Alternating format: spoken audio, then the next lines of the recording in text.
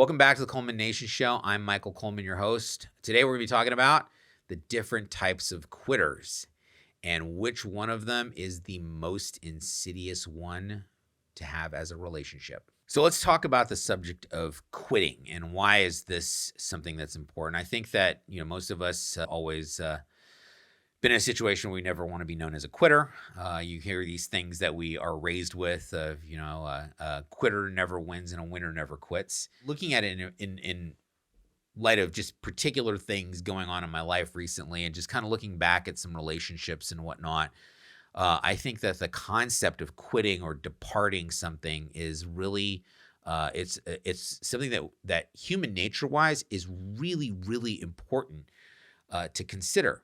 Because there's different ways to kind of like quit or leave something. I remember when I was a kid, I had this situation where I wanted to do karate, right? Me and my best friend got beat up at the playground. And so I was like, okay, well, I got to figure out how to defend myself. So I was living up in Seattle and said, okay, well, I want to take karate lessons. And we got a recommendation from another guy who was like a quadruple black belt guy. He was a chiropractor, and my dad said, "Hey, where do you go to learn about karate?" And so we went, and he says, "Well, actually, I know kung fu." And I was like, "Okay, it doesn't matter. Can I kick people's butts? Is that?" Like, that was the thing that I wanted. I was like, "Look, I just don't want to get beat up again." So he said, "Go down to Chinatown, go and take some lessons, and I'll be there. I'll introduce you and all that kind of stuff." The problem is that nobody spoke any English, and I was 8 years old, and so here I'm 8 years old. Nobody speaks any English. The guy shows up, the person that I knew, and then he left after like a half an hour. I actually never saw him again after that. And I'm sitting there going like, I don't understand what these guys are saying. I can count to 3 in Chinese now, but this was like serious, like high level kung fu stuff. And I was like, I didn't understand it. So I just was like, you know what? I'm gonna bail out. I don't think that I can do this anymore. I'm just gonna be resigned to getting my butt kicked on a regular basis. Just kidding. I actually learned how to how to talk to people, and that avoided more fights in the future. But the fact of the matter is I always look back at that and I was like, man, I don't want to be known as someone that quits things. I want to be known as someone that finishes things. But in light of certain things recently in my life, and again looking back at some of the relationships that I've built, and and all that kind of stuff, I kind of made some observations about quitting and departures. And so that first type of quitting is what I would call the casual quitter. Is just someone gives it a shot. They try something. Maybe they get into like, they want to learn how to play tennis, or they, join a like a knitting club, or they go into, Toastmasters or something like that. And they just go, this isn't for me. I'm going to dip my toe in it. You know what? This isn't something that I like. I'm going to quit. Usually that's the end of it. They don't go home or go to their friends and start crying and it's like, oh, I did a thing at Toastmasters and it was terrible. And, I hate those people. Like, that's usually not what happens. A casual quitter just goes, you know what? I tried it. It wasn't for me. And that's the end of the story. There's nothing more to it. It was just something that the person just didn't particularly like. And so that would be the first time. And I'm going to talk to you about, in my opinion, in my observation, the 3 types of quitters, and so that casual quitter, usually pretty harmless. It's like we all do that in various things. You say, I'm going to try Pilates. I don't really like Pilates. I'm going to go to the gym, workout. The thing that you want to, sort of avoid is being a quitter in everything that you do. I think that it's important if you go, listen, I'm going to wind up, trying this particular thing, and I'm going to stick with it, and I'm going to get some results. And, and so again, if you pick something that you like, for me, I just, as a musician, for me, I just made a decision that I was going to be like, learn music and just get reasonably good at it. I wanted to be a professional musician. And to this day, I've just made these decisions. I'm going to continue being a musician. and I'm going to, play guitar. I'm going to learn my craft. I'm going to improve on it over the years. And I have, like, every time that I've tried to sort of quote unquote level up in music, I just keep doing it and I get a little bit better, and especially recently, I've just like gone, okay, I need to like start to get strengthened up on my theory and start learning some of these things. But again, I don't want to be known as a quitter in the area of music. And there's certain things, especially, and those types of things where you want to have a long-term commitment. Marriage, there's no way. As soon as I decided that, we were going to get married, my wife and I, it was like, let's look to the future. I want to spend the rest of my life with you. And so what is it going to look like? What are the things that are going to define success for us as a family? And I was like, these are non-negotiable. So there's certain times where you're going to make a decision and go, I'm not going to quit this relationship or this activity. You're in for the long haul. But looking at it, going forward from there, there's another type of quitter. And this is what I would call the second type of quitter. So let's talk about this second type of quitter, as it were.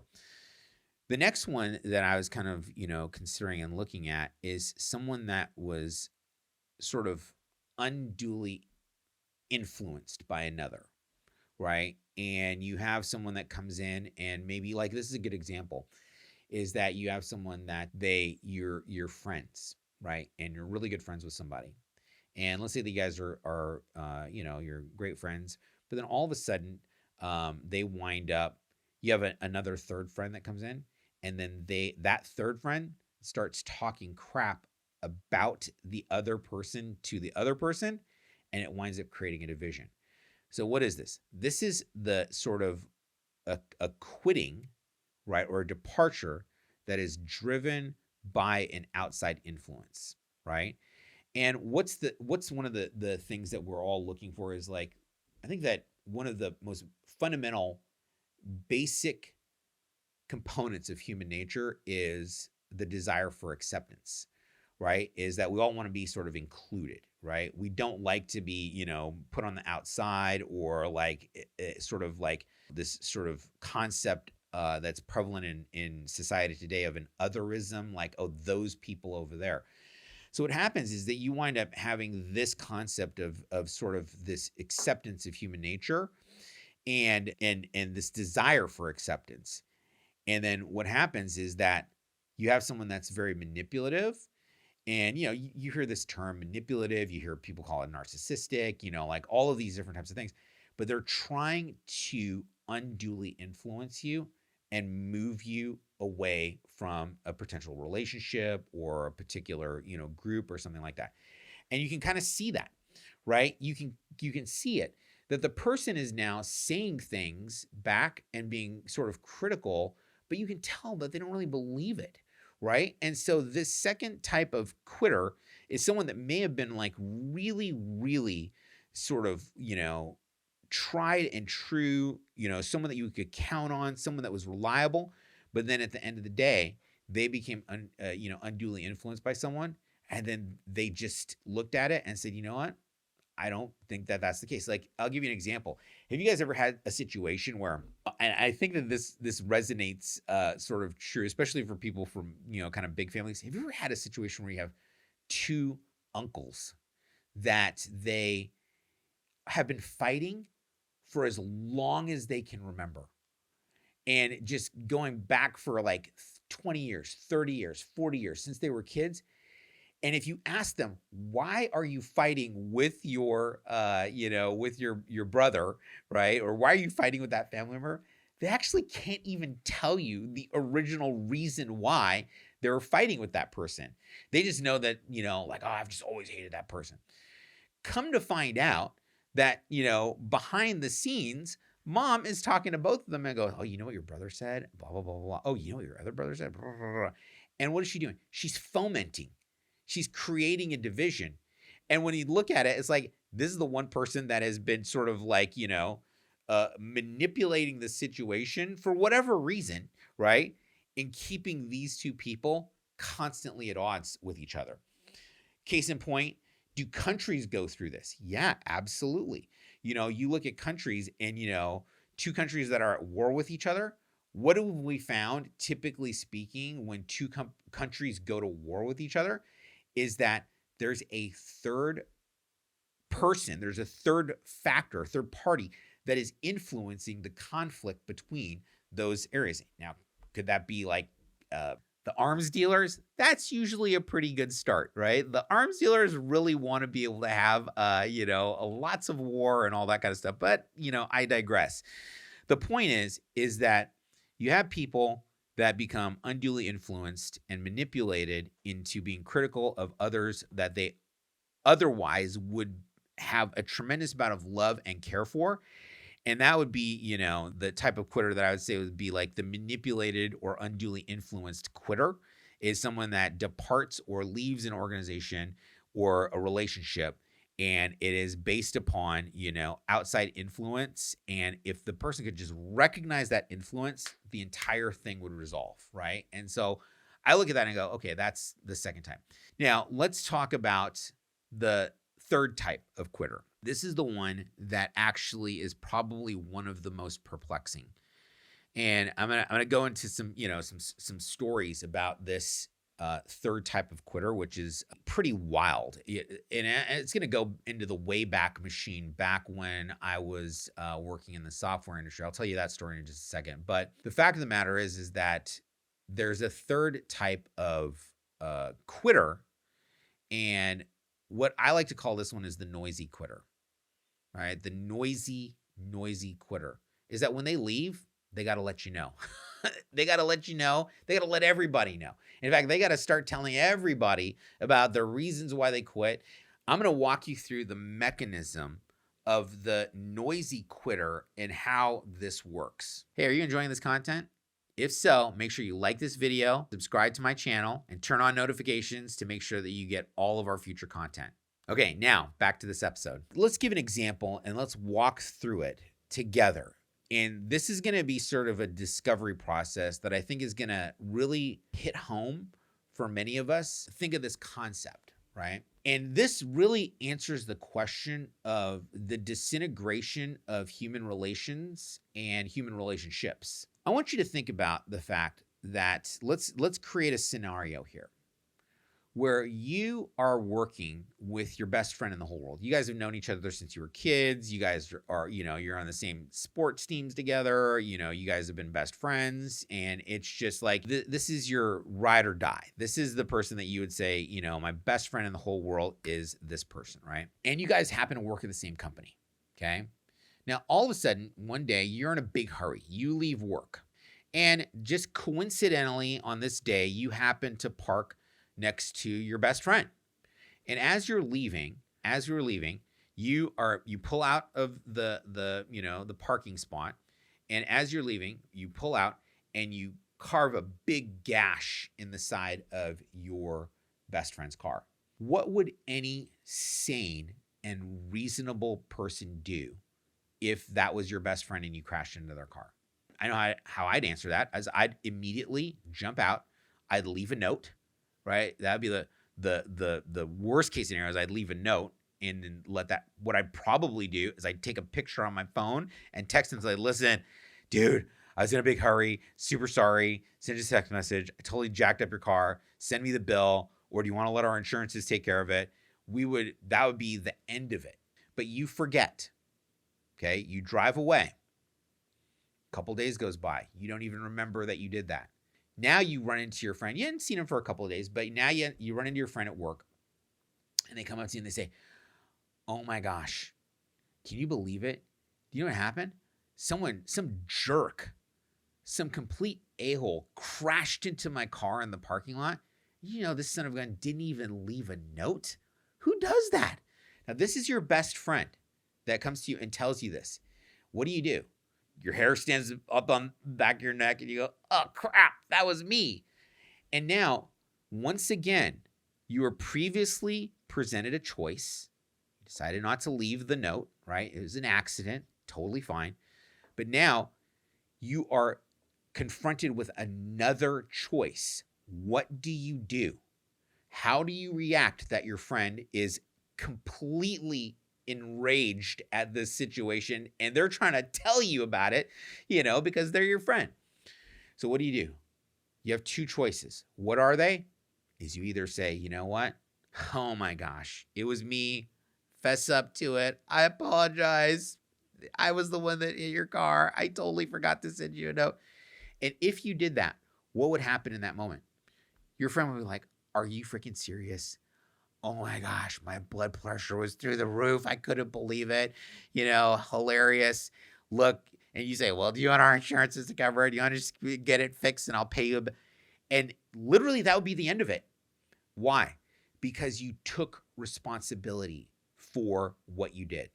Okay. But in that moment, you see how upset your friend is. And all of a sudden, what's our instinct? It's the same instinct that little kids have. They go, oh no, Mom is so mad because I messed up the kitchen and so what do? They automatically say, it wasn't me. Like, oh my gosh, what a terrible thing to have happen to you, right? And you don't take responsibility. Well, now here's what happens. You didn't take responsibility for it. You lied. And now this is something that whether you're conscious of it or not will continue to haunt you until you take responsibility for it. So what happens? How do you feel every time that you see your friend? What's your reaction? Your friend comes up to you, right? You're in the hallway and they say, hey, listen, you want to get together for barbecue this weekend? Get the kids together, get the family over, blah, blah, blah. What do you say? No, you know what, man, I'm busy this weekend. It's not that big a deal, but we'll stay in touch, whatever. And so now next thing you know, what does it do? Every time you see your friend, what happens? It makes you repelled from your friend because of what you did and what you were unwilling to take responsibility for. So now, next thing you know, every time you see them, what do? You go to the other side of the street. You turn the other way. You cut into another doorway so that you don't have to confront them at work. And then, your other friends are like, hey, when was the last time that you hung out with so-and-so? And they're like, you know what? We just started to drift apart. We're different. We're not as good of friends as we used to be. And so what happens? What's the mechanism? Is that you start to put distance between you and that person. And this is an instinctive thing that happens to all of us when we do something wrong. You fail to take responsibility for it. And next thing you know, you put distance between you and the person that you harmed, right?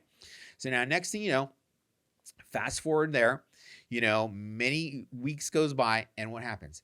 You now need to justify why you are not friends with that person anymore. Okay, so what's the fastest way to justify it? Is that now you become critical of them. Well, they changed, right? This person did such and such, and that really pissed me off, right? They did something and it was so upsetting, I just can't even look at them anymore. No, that's not really what happened. What really happened is that you did something, you failed to take responsibility for it, and if all you did was go back and say, you know what? I really messed up your car. Dude, I feel so bad about it. I'm super sorry. Let me pay for the damages. I just realized that, this is what the real thing that happened. You know what happened? The entire thing would completely resolve. It would be like nothing happened, okay? But the more that you let that go, here's what occurs. You planted a seed, and that seed begins to fester and grow out of control. And then next thing you know, you start blaming and criticizing and finding fault with your friend as a justification for the reason why your relationship has disintegrated beyond what you think is beyond repair. So now you guys aren't friends anymore. In fact, you can't even stand the sight of that person anymore. Does this happen in marriages, by the way? Yeah, and by the way, we're not talking about anything that's like, as terrible as like cheating or stealing or any of that kind of stuff. It could be just something as simple as you broke an agreement to be someplace in time and you didn't feel good about it. And automatically, what do? You start to criticize the other person, right? And so now this entire relationship has disintegrated because not what that person did to you, but what you did to that person. There was a transgression that was committed against your friend, a transgression that was committed against your brother, against your spouse. And next thing, your mechanism is to defend it, right? And to find fault and create reasons why it was okay to be critical of that person. So when someone departs an organization, when they quit, right? When they really become someone that is a quitter, okay? This noisy quitter, as it were, they leave. The way that you can tell a noisy quitter is because of the incessant criticism. Is this person, when they leave, I mean, I left many jobs before. I remember when I left my job, in advertising, I was like, you know what? Yeah, we kind of had some differences, but I went back. I actually had lunch with my boss and was like, hey, I just wanted to thank you. You were actually someone that inspired me to be able to go out and start my own business, sort of take a dangerous step, a danger to me that I thought I would never be able to do. You forced my hand and made me go out and get into, this position where I was very uncertain. But what happened was that I was able to, to grow as a result. And I still maintained my friendship with my old boss. At my old job, I could show up there, why? Because I really liked those people. And I thought the company was great. It was just that I had a situation where I had to, I had to move on with another chapter in my life. And I moved to the East Coast. And it was really, really good. But I had no ill feelings toward the company, And so every time that I wound up, being in a situation, and to this day, whenever I feel like I'm in a situation where I start feeling critical of someone in my life or some, relationship, I immediately I get introspective and I start going, what did I do? Was there something that I did that I failed to take responsibility for? What's the thing that I can do? I can increase communication. I can increase communication and then really work at resolving the conflict so that I don't walk away feeling like a pile of garbage or feeling and having these pictures of criticism towards people that I once loved. If you look at the people that I would say are the noisy or critical quitters, right? What is really happening there is that they have to find fault with the thing that they quit. Why? Because they did something wrong. They transgressed against the agreements or, the moral code of that group. They did something. And in order to justify their departure, they have to be critical and find things wrong with that thing they loved before. And so you look at this and you go, I remember a situation once, and this is a good example. And I talked to you about the critical quitter, the noisy quitter, because I think that this answers a lot of mysteries for people. I remember that one of my best friends, she just couldn't figure out. She wanted her marriage to work really, really, like so badly. She was very much like, I really want my marriage to work. But she could not figure out why it wasn't working. And every time she was like, hey, let's get some counseling on it. Let's go, let's communicate about it. Like, I want this to work. You know what happened?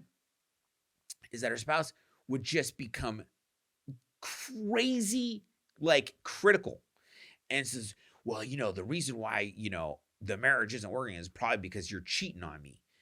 And she's like, dude, no way. There's no way like that would end our marriage completely. And so what happened is that it turned out that he was the one that was cheating, right? And I'm sitting there going, oh my gosh, it all makes sense. And you know what happens is once you figure this out, you go, oh my gosh, it totally makes sense. She was sitting there, beating herself up for years over the fact of why it didn't, why their marriage didn't work. And she was just like, there's so many things I could have done. And this is one of the telltale signs is the person that was the actual person that had the thing that was wrong done to them. You know what they have? Confusion. In the example that we had where we crashed into the car and that person, the person that went away and says, oh, you know what? My friend's a jerk. I can't believe it. We've grown apart, all that kind of stuff. The person that is being departed from, what do they have? Confusion. They're like, dude, you ask them like, how come you guys don't hang out anymore? I don't know, man. It's like, I love them. I love that person. We're best friends, But I don't know. It's just every time I call him to hang out, he doesn't want to hang out, right? She doesn't want to hang out with me, right? And so this becomes something that you look at human nature-wise. I think that this answers a lot of questions. When people leave, it's not because there was something wrong with that person, right? There was nothing wrong with my friend. She was faithful, great mom, just an unbelievable friend, an amazing individual. But when you looked at the relationship, it was because of the fact that, this person was cheating on her and then blaming her for it. What does she walk away with? Total confusion. And I think that that's the telltale sign. You look back and you have one organization, one party that is absolutely confused of why this is happening, and you have another party that is absolutely critical of this organization or this person or this relationship that they had before, and you can't figure it out. Boom. All of a sudden, the question is answered. This is a basic, fundamental functionality of human nature and how people work. And why does this work this way, by the way? Because the person that's critical and leaving, it's actually because it's a self-defense mechanism. It's a mechanism to help stop from destroying the person they actually care about and they actually love. They go, I'm going to remove myself from the equation because I can't stop hurting this person. And when I realized that, I'm like, oh my gosh, this is really, really opens my eyes as to the reason. And you know what you need to do at that point is now when you see someone that's being super critical, you can't know what they did. You can't know it may have been something so little, it doesn't have to, again, be something as big as cheating. It could have been that they were just like, you know what? I forgot to stand up for my friend, and I felt bad. And now all of a sudden I'm just going to go away and I just feel like crap because I just didn't stand up for my friend. But the thing is that what can we look at when we're the party that is wrong? And you see this phenomenon that's happening and it's completely evident that this is the thing that's occurring. And you start to go, oh, that makes total sense. The next thing you do, you go, you know what you do at that point? All you can do is have empathy and not create an environment where everything that everybody does around you is some sort of a crime. You ever see, you go to grandma's house and everything's covered in plastic? You can't even sit on anything or touch anything because you feel like you're just literally committing crimes against grandma's furniture. If you were to even put a glass down without a cup, without a coaster, I don't even want to go back to grandma's. Don't create an environment where everything that people does around you, everything that they do is can be interpreted as some sort of crime. Because you know what happens? That'll mess you up. That'll mess you up as a kid if you can't even go to grandma's house. You never wanted to go over there because everything that you touched turned to crap, right? So in this situation, what happens when these relationships begin to disintegrate? All you can do is just have forgiveness. Have forgiveness in your heart. Look at that person that's being critical and you go, you know what? I know that they did something that they don't want to find out. I don't know what it is. That's for them to figure out. All you can do with someone that has that situation is just have a little empathy. I'm not saying sympathy. I'm saying have a little bit of empathy for the fact that they are going through something. That is a cross. That's a burden that they will have to carry until they decide to, you know what? I'm going to go back and communicate with that person. And by the way, communication, that is the answer. It's always the answer. And if you try to communicate with them and they don't want to communicate with you, right? Then you just go, you know what? I'll give you my space. I know you're going through your thing, right? And don't make it worse by giving them reasons to criticize you. And eventually, if it's in the cards and they decide that they want to, take responsibility for it, I've always had a situation where if someone is, critical of me, that I see a relationship that's disintegrating in that way and they want to come back and talk to me, I'm always the person that's like, you know what? I will have an open door policy. Anytime that you want to resolve it, I want to resolve it too. And I think that's one of the keys to happy living is to just be willing to be the person that is open to resolution in everything that you do. And I think that that's going to make you a lot happier. And that's going to give you a lot of understanding. It's going to give you insight into that third type of quitter, which is the noisy, critical quitter. And, that'll give you some thoughts about that. So I don't know if this makes any sense to you. If you've ever felt like, does this answer that question? Like, oh my gosh, now I see, like, that's the reason why my relationship with so-and-so disintegrated, And again, what do? Is just be forgiving and be open to communication and all those types of things. And that should be able to help you to, get some resolution to some of these conflicts that you might be experiencing in your life. So, hey, thanks for watching this video. If you enjoyed it, make sure that you like this video, subscribe to our channel, and turn on notifications to make sure you don't miss any of our future content. We'll see you later.